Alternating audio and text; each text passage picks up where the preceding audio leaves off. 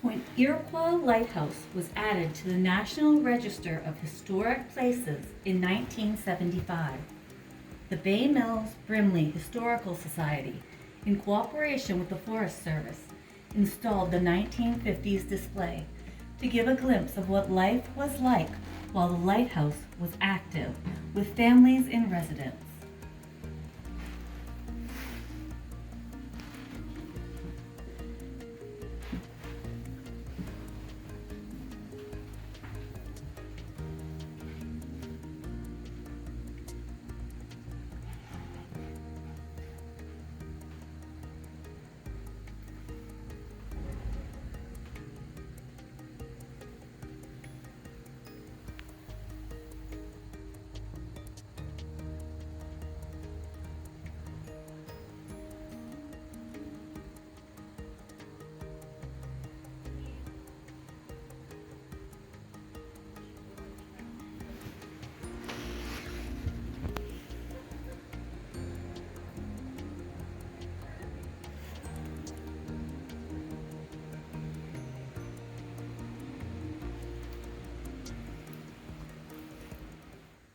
With the addition of the signal, climbing 72 steps every 2 hours to keep the light lit, and shoveling coal to tend the fog signal operations was too much work for one person.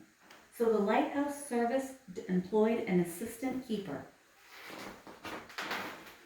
With additional staff, the lighthouse residence had grown cramped. So in 1905, an addition was built on the east side of the residence to accommodate 2 more families. A second assistant keeper joined the crew in 1908. The lighthouse was home to as many as 3 families while in full operation.